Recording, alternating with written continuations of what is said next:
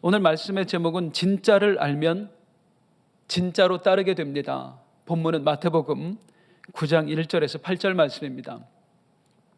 오늘 본문은 치유 이야기예요. 무려 중풍병자가 예수님께 치유를 받았습니다. 중풍병이라고 하면은요, 사실 현대의학에서도 치료가 쉽지 않아요. 그런데 그 놀라운 치유의 기적이 일어난 거예요. 이러한 치유의 기적에 대한 말씀을 들으면 우리 성도님들은 어떤 생각이 드세요? 대체로 보니까 4가지 반응이 있는 것 같아요. 첫 번째, 무반응. 우리 한 장로님 표현에 의하면 아무 생각이 없는 사람. 뭐 그냥 그런가 보다. 두 번째 반응은 의심하는 사람. 에이 설마.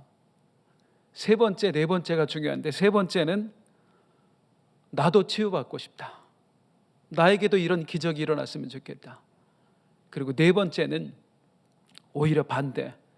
왜 나에게는 이런 기적이 일어나지 않는가? 오히려 치유의 이야기를 보면서 더 시리에 빠지는 분들도 있더라고요. 이 본문의 말씀뿐만 아니라 평소에 우리는 설교를 통해서 또 다른 누군가의 말을 전달받으면서 어떤 간증의 이야기를 듣습니다. 내가 하나님 앞에 헌신했더니 이런 축복을 하나님이 주셨어요. 내가 금식하면서 막 부르짖었더니 세상에 암병이 치유되었네요. 주님만 바라보고 간절히 기도했더니 막혔던 문제가 풀려졌어요. 이런 간증의 이야기를 들어도 사실 조금 전 말씀드렸던 그 4가지 반응이 있어요. 무반응, 아무 생각이 없는 사람. 의심하는 사람, 에이 설마. 우연히 그렇게 된 거겠지. 그리고 소망하는 사람, 주님 나에게도 그 간증거리 주세요. 나에게도 그런 기적이 일어나게 해주세요. 반대로 절망하는 사람, 하나님 나도 헌신했잖아요. 나도 기도했잖아요. 그런데 왜 나에게는 간증거리 안 주시는 거예요? 왜 내 삶에는 기적이 일어나지 않는 거예요? 오늘 본문 앞에서 그동안 우리 성도님들께서는 어떤 반응을 보여오셨습니까? 무반응이셨나요? 의심하셨나요? 소망을 가지셨나요? 아니면 절망하셨나요? 오늘 중요한 것은 내가 그동안 어떤 반응을 보였는가가 아닌 것 같아요. 하나님께서 이 본문을 대하는 내가 어떤 반응을 보이길 원하실까? 이 본문을 통해 내가 어떤 반응이 나오게 될지를 하나님께서 요구하실까? 그게 중요한 것 아닐까? 오늘은 그 관점을 가지고 말씀을 들어보겠습니다. 이 본문을 통해서 하나님은 나에게 어떤 반응을 요구하실까? 오늘 본문은 이렇게 시작합니다. 1절에 보면 예수께서 배에 오르사 건너가 본 동네에 이르시니, 이 본 동네라고 표현된 이 지역은 가버나움을 말해요. 예수님께서는 베들레헴에서 태어나셨어요. 그리고 어린 시절을 나사렛에서 보내셨어요. 그리고 그 나사렛에서 이사하여서 가버나움으로 가셨습니다. 그리고 가버나움에서 쭉 사셨어요. 그러니까 육신을 가지신 예수님이 사셨던 동네, 예수님의 집이 있는 곳, 그곳이 가버나움이에요. 그래서 가버나움을 성경에서는 본 동네라고 표현하는 겁니다.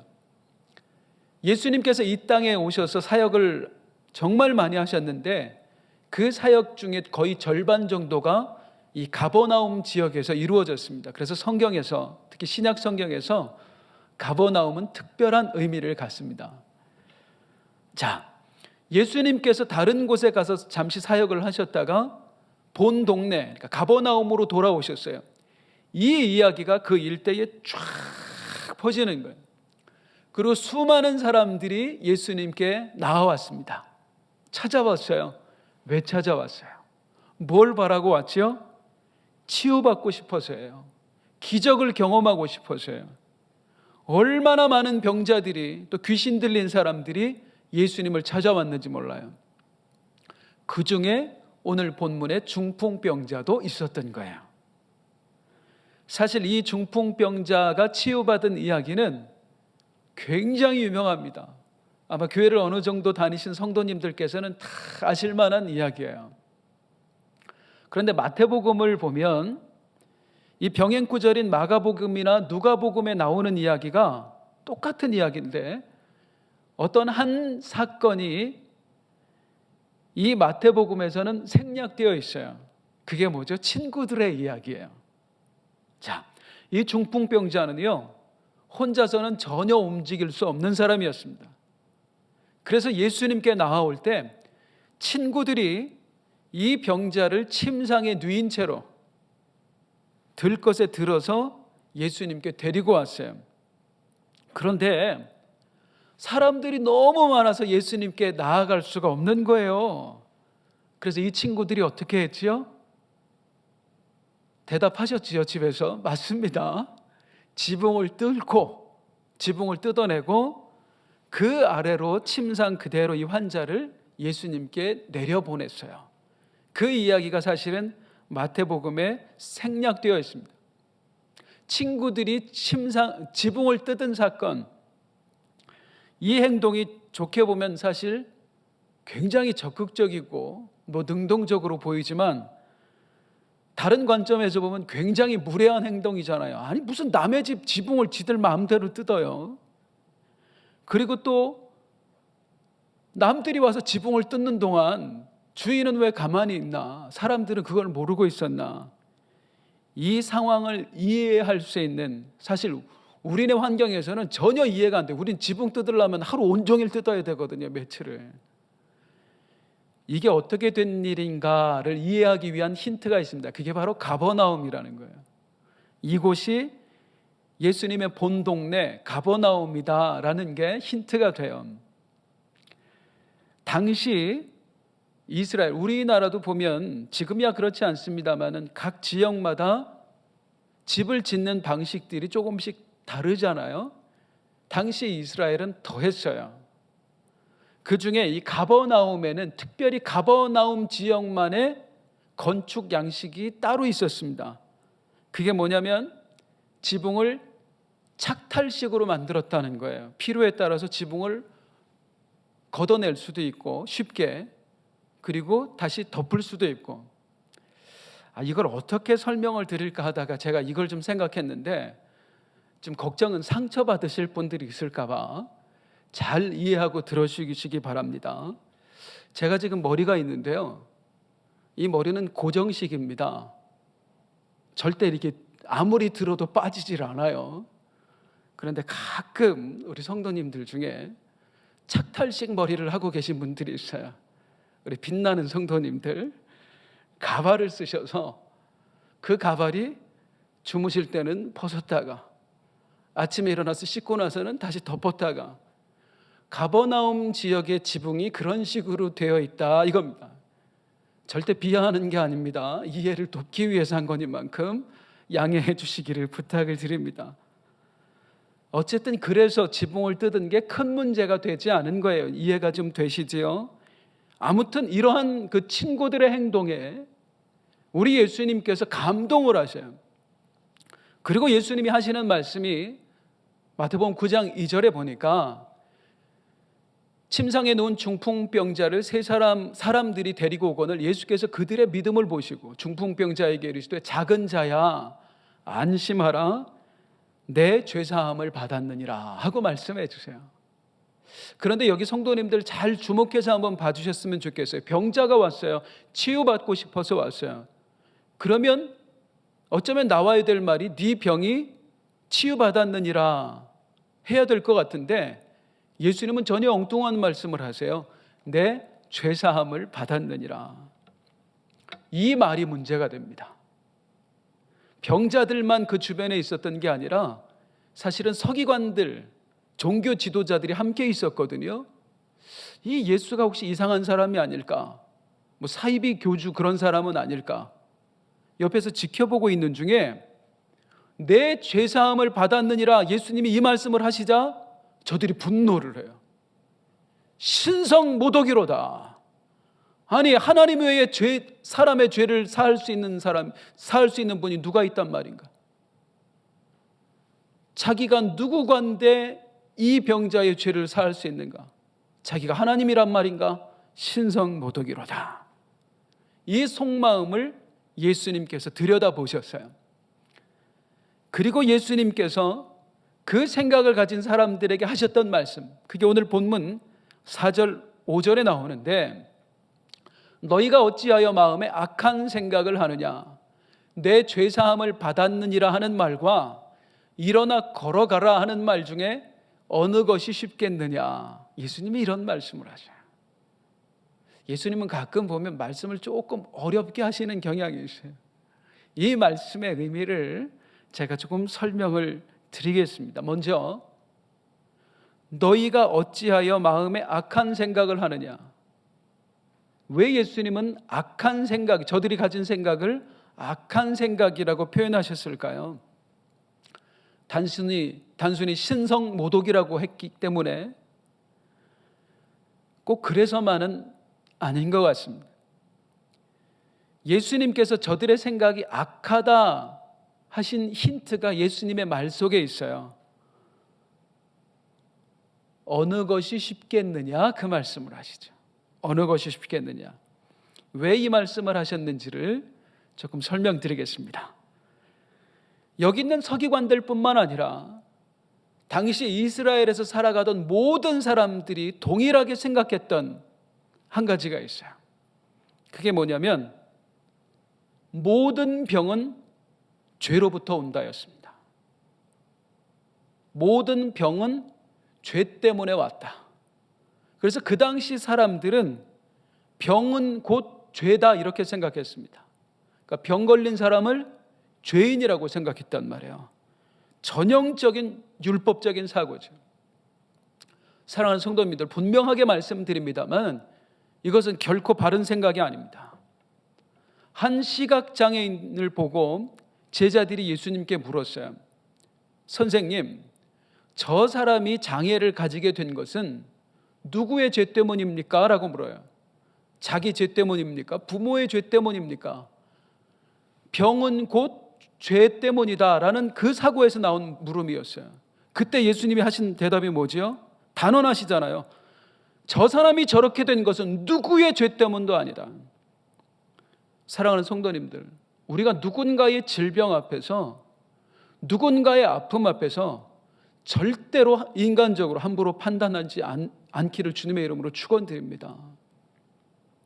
그런데 당시 사람들은 그렇지 않았단 말이에요.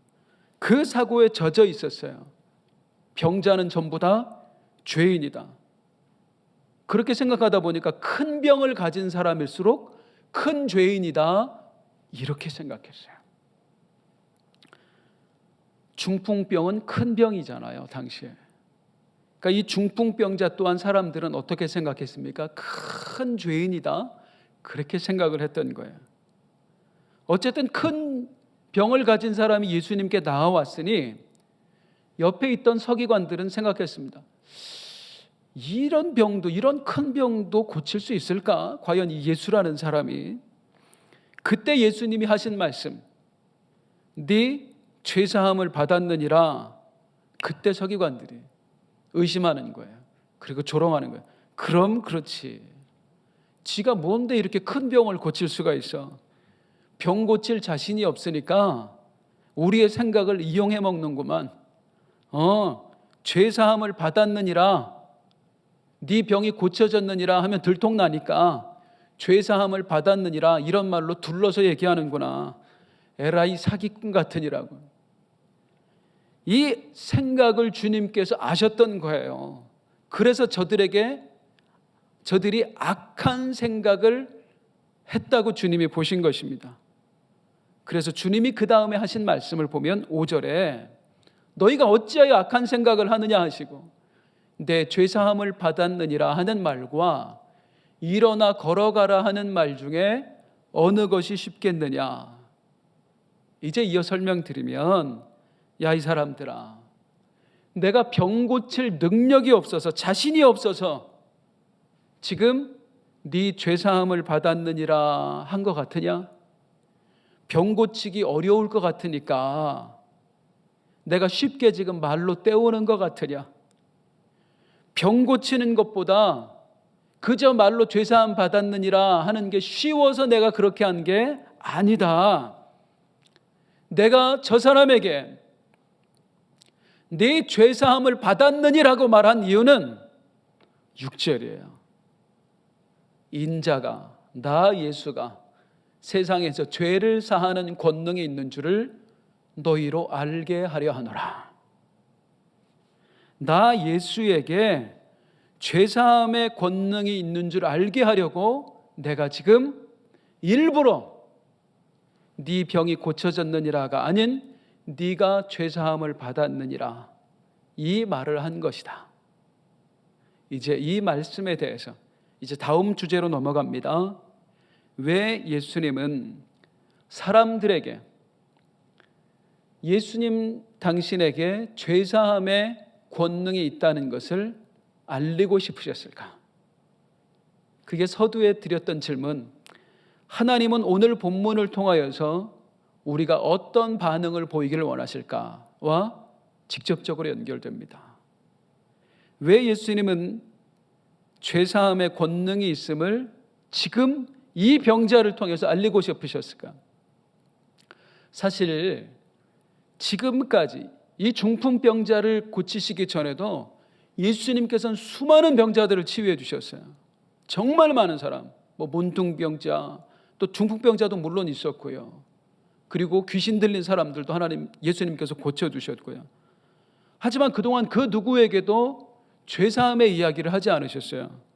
유독 처음으로 이 중풍병자에게 죄사함의 말씀을 하셨어요. 왜 그렇게 하셨을까요?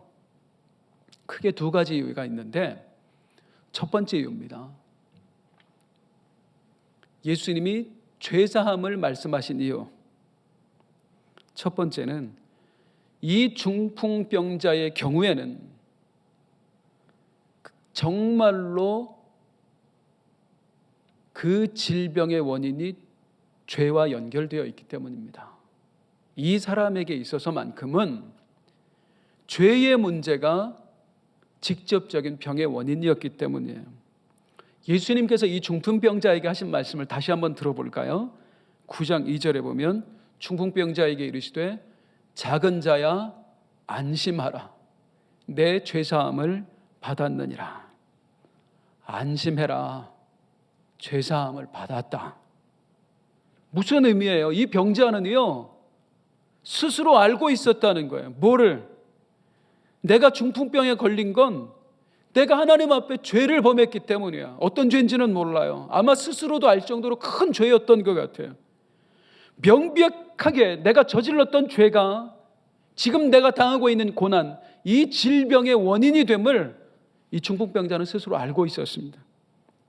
그래서 우리 주님께서는 그에게 다른 어느 것보다도 그 죄의 문제를 먼저 터치해 주신 거예요. 네가 하나님 앞에서 네 스스로 지은 죄를 알고 있구나. 그래서 네가 간절히 회개하지만 하나님께서 네 죄를 용서해 주시지 않을까 봐 네가 두려워하고 있구나. 불안해하고 있구나. 작은 자야, 가여운 자야 그런 말이에요. 이 가여운 사람아 이제 안심해라. 내 죄사함을 받았느니라. 하나님께서 너를 용서해 주셨느니라. 하나님께서 네 회개를 받아주셨느니라. 이 말씀을 일부러 해주신 거예요. 왜? 이 병자 스스로가 죄와 싸우고 있었거든요. 죄의 문제로 신음하고 있었거든요. 사랑하는 성도님들, 분명하게 말씀드립니다마는 모든 질병이나 아픔이 다 죄의 문제 아닙니다. 우리는 누군가의 아픔 앞에서 함부로 판단하고 정죄해서는 절대로 안 돼요. 아유, 예배 열심히 안 드리더니, 11조 안 하더니, 봉사 안 하더니, 이렇게 해서는 안 돼요. 아니, 그럼 건강한 사람은요, 남보다 더 예배 열심히 드려서 그런 거예요. 돈을 많이 버는 사람은 나보다 더 헌신했기 때문에 그렇게 돈을 번 거예요. 아니잖아요. 우리 중에 하나님 앞에서 스스로 자신 있는 사람이 누가 있어요? 그저 주님 앞에 있으면 죄만 보이잖아요. 나 스스로가 알잖아요. 아, 나는 내 재주로 사는 거 아니고, 내가 주님께 더 드려져서 그래서 살아온 것도 아니고, 나는 한없이 부족한데, 한없이 연약한데, 여전히 죄인인데 하나님이 나에게 은혜를 베풀어 주셨구나. 내가 은혜로 사는 사람이구나. 우리 이렇게밖에 고백할 수밖에 없잖아요. 우린 누군가의 아픔 앞에서 그냥 나만 들여다보면 돼요. 그 사람을 판단할 필요 없어요. 그리고 누군가를 바라볼 때는 어쩌면 이 서기관들의 마음이 아니라 예수의 마음을 가져야 할 줄로 믿습니다. 작은 자야, 이 가여운 사람아, 안심하라. 그럼에도 중요한 것이 있습니다. 모든 질병이나 아픔이 그 원인이 다 죄는 아니지만, 또 우리가 내 아픔에 대해서 남이 나를 판단해서도 안 되고 내가 남을 판단해서도 안 되지만, 내가 내 질병을 통해서, 내 아픔을 통해서 나 자신을 돌아볼 수 있다면, 그래서 내가 더 좋은 신앙인으로 거듭날 수 있다면, 이거야말로 정말로 복된 일이라는 것입니다. 주일날 담임 목사님 통해서 우리 임승수 장로님 이야기를 들었어요. 너무나 마음 아프게도 우리 임승수 장로님이 암과 투병을 하고 계세요. 그런 중에 우리 장로님 말씀하시기를, 내가 10년을 교회에 근무하면서 나를 돌아보니 내가 진정한 예배자가 되지 못했던 것 같습니다 라고 하셨다는 이야기를 들었어요. 저는 분명하게 믿습니다마는 우리 장로님이 진정한 예배자가 되지 못했기 때문에 병이 걸렸다, 저는 정말 조금도 그렇게 생각하지 않아요. 그럴 수도 없고요. 같은 교회 안에서 우리 장로님을 계속 봐왔지만 얼마나 신실하시고, 그리고 어떻게 하면 우리 성도님들 또 하나님 앞에서 편안하게 예배 드릴 수 있을까, 은혜롭게 예배 드릴 수 있을까 늘 노심초사하시고 살피셨던 분이 우리 장로님이세요. 그것 또한 예배잖아요. 더 좋은 예배자가 되지 못해서, 진정한 예배자가 되지 못해서 내가 질병에 걸렸다? 그건 아니에요. 그런데 장로님 스스로 내 아픔을 통해서 그렇게 생각하면서, 그래, 내가 더 좋은 예배자가 돼야지. 남은 인생 하나님이 얼마나 주실지 모르지만 정말 하나님을 예배하면서 살아야지. 이렇게 할 수 있다면 이건 정말 복된 거다, 그 말입니다. 사랑하는 성도님들, 우리 신앙인들은요, 그 어떤 것을 통해서라도 믿음의 진보를 이뤄내야 되는 줄로 믿습니다. 날마다 우리는 성경은 말하잖아요. 잘하라고. 어디까지? 그리스도의 장성한 분량에 이르기까지. 그런데 심지어 우리가 내가 당하는 고통을 통해서, 아픔을 통해서, 그 질병을 통해서 주님께 자라가는 단계를 밟고 있다, 힌트를 얻게 되었다. 이게 정말 복된 일이라고요. 정말로 복된 일이라고요. 오늘 중풍병자가 바로 그런 경우입니다. 이 사람은요, 근심했어요. 불안해했잖아요. 무엇 때문에? 나의 죄 때문에. 하나님이 나를 잊어버리시면 어떡하나? 다시 내가 하나님 앞에 나아가서 예배 드릴 수 없게 되면 어떡하나? 하나님이 나를 용서하지 않으시고 용서받지 못한 채로 내가 이 세상을 떠나게 되면 어떡하나? 죄의 문제 때문에 고민했어요. 근심했어요. 그리고 몸부림쳤어요.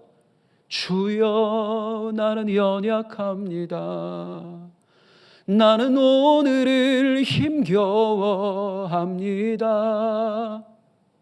그런 마음으로 주님 앞에서, 하나님 앞에서 내가 죄인입니다. 내가 죄인입니다. 그 마음을 가지고 있었단 말이에요. 하나님께 죄송해서 어떡하나? 하나님이 내 죄를 용서해 주지 않으시면 어떡하나? 아프고 불안하고. 그런 마음을 가질 때에 지금까지 어느 병자에게도 하지 않으셨던 우리 주님의 선언, 안심하라, 네 죄사함을 받았느니라. 얼마나 감사했겠어요. 네 병이 치유받았느니라 보다 훨씬 더 감사한 일 아니겠어요? 훨씬 더 감격스러운 일 아니겠어요? 예수님께서 나에게 죄사함의 권능이 있다라는 것을 알려주시려고 했던 이유, 첫 번째는 뭐냐면 이 중풍병자 본인 때문이었어요. 죄와 씨름하고 있는 사람 때문에. 이제 두 번째 이유로 가겠습니다. 왜 예수님은 네 병이 치유받았느니라가 아니라 네 죄가 사함을 받았느니라, 왜 죄사함의 권능이 있음을 알려주려고 하셨을까요? 사람들 때문이에요. 어떤 사람들이요? 예수님을 따르는 사람들이에요. 그리고 예수님을 따르고자 하는 사람들이에요. 우리 예수님께서 공생애를 시작하시면서 수많은 사람들이 예수님을 따라왔습니다. 엄청난 기적들을 보았거든요. 뭐 하늘에서 만나가 내린 것처럼, 세상에 광야의 만나처럼 어느 날 보니까 뭐예요? 보리떡 5개 가지고 5,000명이 먹고 12광주리가 남고, 이 일을 보이면서 이야, 광야의 기적이 되살아나는구나, 하늘에서 만나가 내리는 그 기적이 되살아나는구나, 이분을 따르면 우리는, 이런 표현 죄송합니다, 봉 잡은 거다. 각종 병자들이 주님께 나왔어요. 치유해 주시거든요. 나오면 귀신 들린 사람들이 예수님께 나왔어요. 고쳐주시거든요. 귀신을 쫓아내 주시거든요. 그럼 예수님은 이 땅에 왜 오셨어요? 저들에게 먹을 것을 해결해 주기 위해서? 저들의 질병을 고쳐주시기 위해서? 귀신 쫓아내 주시기 위해서? 물론 그것도 맞아요. 그런데 그 기적을 통해서 수많은 사람들이 예수님을 따르게 되자 예수님이 본격적으로 진짜 하고 싶은 걸 하세요.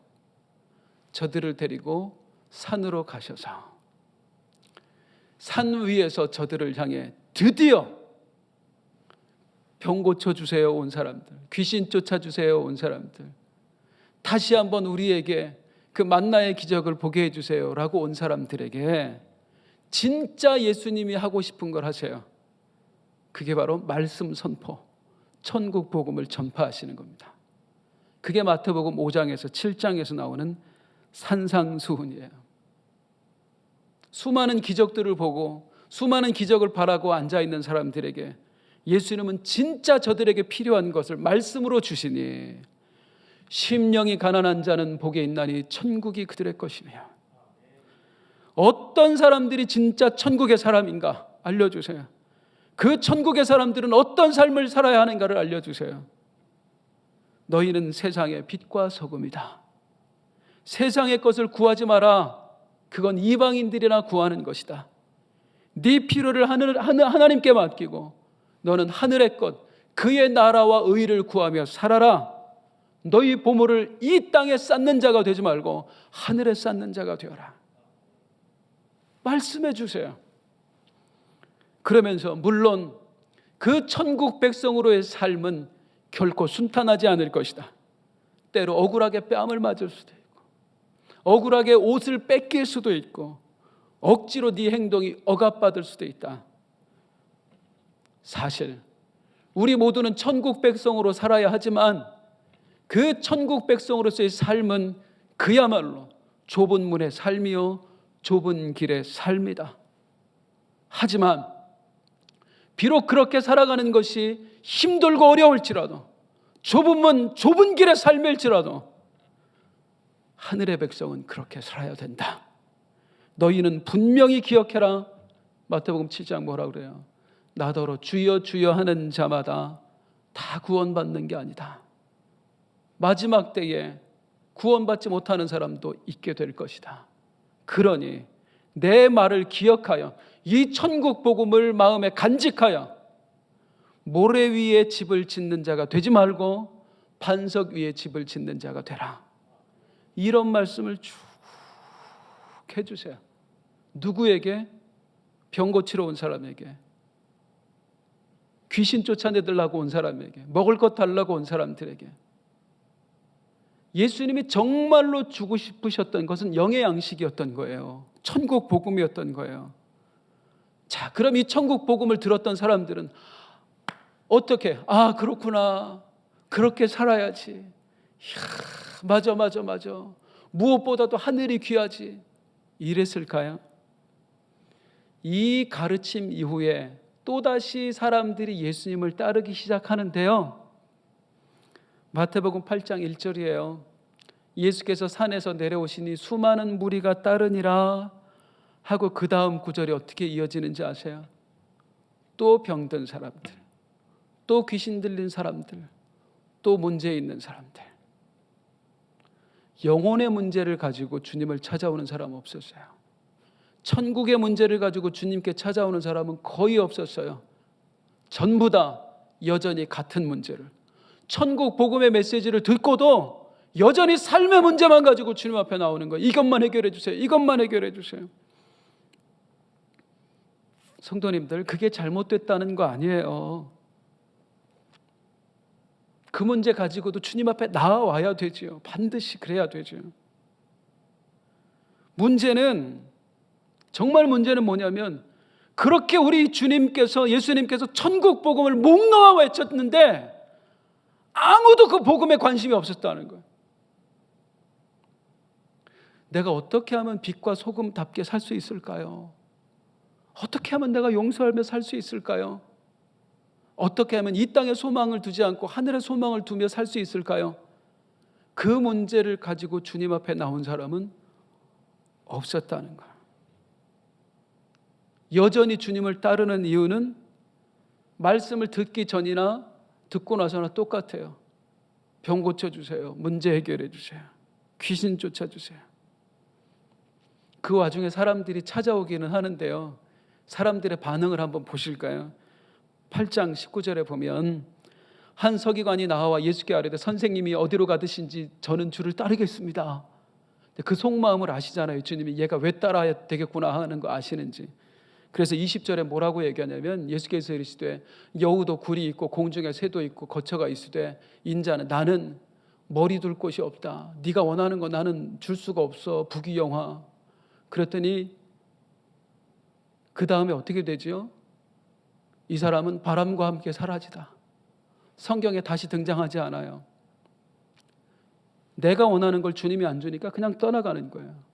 바로 또 다른 사람이 찾아와요. 예수님에게. 뭐라고요? 8장 21절에 보니까 제자 중 또 한 사람이 이르되 주여 내가 먼저 가서 내 아버지를 장사하게 허락하옵소서.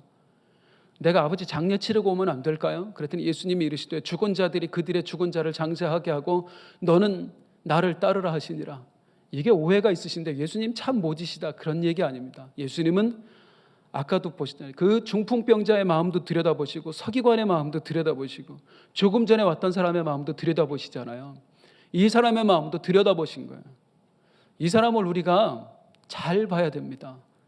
아버지 장사하고 올게요. 아버지 돌아가셨어요. 아버님 지금 돌아가실지도 몰라요.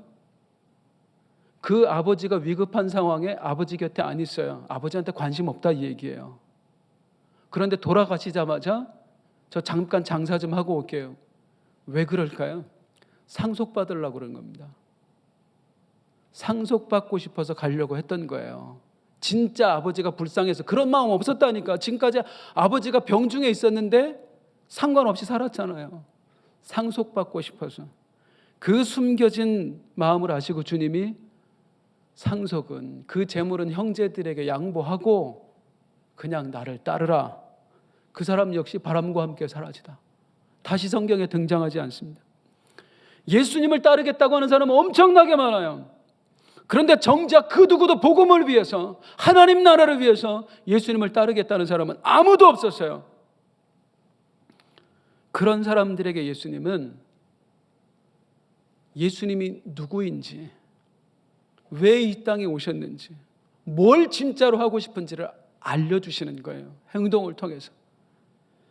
그게 마태복음 8장에서부터 9장에 걸쳐서 일어납니다. 간단하게 설명드릴게요. 세 가지의 큰 기적을 통해 알려주세요. 첫 번째, 바람과 풍랑을 잔잔케 하시는 기적. 두 번째, 군대 귀신을 몰살시키는 기적. 그리고 마지막 세 번째가 중풍병자, 오늘 중풍병자를 치유하시는 기적이에요. 이 세 가지를 통해서 예수님은 당신이 누구인지를 알려주셔요. 첫 번째, 바람과 바다를 잔잔케 하시면서 알게 하시는 겁니다. 나 예수는 이 세상과 자연을 주관한다. 세상의 주관자다. 너희 삶의 주관자다. 두 번째, 군대 귀신을 몰살시키면서 알게 하시는 거예요. 나는 영의 세계도 주관한다.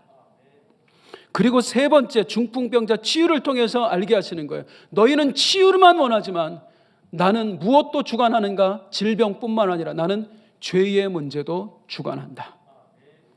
너희가 이 세상의 문제, 질병의 문제, 아픔의 문제를 가지고 나에게 오는 것 좋다. 영의 문제, 귀신 들림의 문제를 가지고 나에게 오는 것 좋다.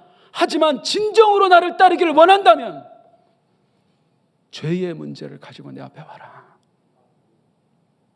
나는 그걸 위해서 사람이 되었고 그것을 위해서 죽으려고 이 땅에 온 것이다.